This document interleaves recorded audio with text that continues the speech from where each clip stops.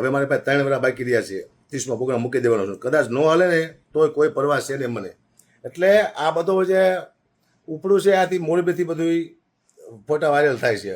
આ બધાએ ભલે થતા હોય કોઈ ફેરફાર ન પડતો, પણ ખેડૂત સાથે નહીં થવા દઉં. પહેલાં હું કોઈ અન્યાય ખેડૂત સાથે થવા નહીં દઉં. કોણ ફોટા વાયરલ કરશે એ પણ મને ખબર છે. હું અહીંયા બેઠો છું એટલે મતલબ એવું ને મને ખબર ન હોય, મને બધી ખબર છે. એટલે હું કોઈ પક્ષમાં નથી. અત્યારે 4થી વાર કહું છું. મેં પબ્લિકને કીધું છે કે જેથી તમે મને પક્ષમાં ભારો, કોઈ ટિકિટ લેતા ભારો, કોઈ પદ લેતા ભારો, કોઈ પણ પક્ષનું, તેથી તમે મને રોડ વચ્ચે મારી નાખજો. આનાથી શું ગેરંટી આપું તમને? હું પબ્લિકને કહું છું મારી નાખજો. પદ લેતા ભારો, કોઈ પોસ્ટ લેતા ભારો તમે, તો મને ઉપાડી લીધું તારે. બીજું શું કહું તમને? અને ખેડૂતનો આગેવાન થતા તમે મને ભારો. હું આ આગેવાન થાય છે ને પૂછીશું તમે શું કરો છો. હું સમર્થન આપીશ ખેડૂતને. હું ખેડૂતના પ્રોગ્રામ કરીશ ફ્રીમાં. એ બધું બરોબર છે, પણ ખેડૂતનો આગેવાન પણ નહીં. તું ગઢવી બોલે પછી ન ફરે. અરે એટલું તું બુદ્ધિનો વિચાર કરો. તમે જીમ ફાવે ફોટા મૂકો છો ને મને બદનામ કરવાની કોશિશ કરો છો. બિલકુલ વાત ખોટી છે. હું કોઈ પક્ષમાં નથી.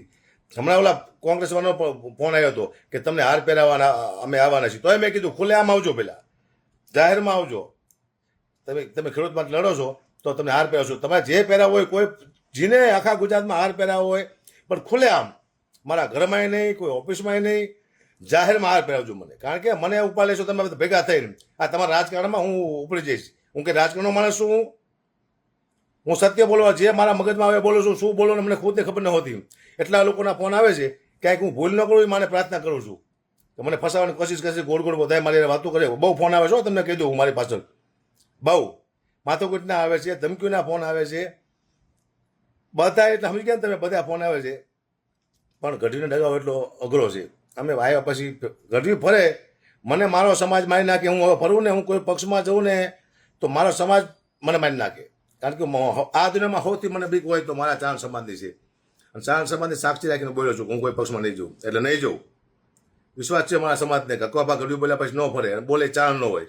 એટલે મહેરબાની કરી આવા ફોટા વાયરલ કરો છો, મને વાંધો હોય તમે જેટલા કરો એટલા કરો. કારણ કે હું અંદરથી બરોબર છું કે નહીં. મેં આવા કેટલાય ખેર, કેટલા પટા પહેલી મેં સાધુના મેં ભગવા પહેર્યા છે. એટલે હું સાધુ થઈ ગયો. તમે શું સમજો તમારા મનમાં બધાય? મહેરબાની કરો, તમે તમારું કામ કરો, મને મારું કામ કરવા દો. 1 કરોડ ખેડૂત સાથે હું કોઈને ગદ્દારી નહીં કરવા દઉં. 1 કરોડ ખેડૂત સાથે હું વિશ્વાસઘાત નહીં કરી દઉં કોઈને. એ પાકા પાય છે. હું ગમે અડી જઈશ બધે. ક્યાં ખેડૂત જે કોઈ ખરાબ કરશે ખેડૂતનું ત્યાં ઊભો છું. માનવું હોય તો માનો, ન માનવું તો જય માતાજી. હો, જય મુગલમાં. ત્યારે જ ન્યૂઝરૂમ ગુજરાતની યુટ્યુબ ચેનલને સબસ્ક્રાઇબ કરો અને ઇન્સ્ટાગ્રામ અને ફેસબુક પર ફોલો કરો. અપડેટ રહો, સત્યની સાથે રહો.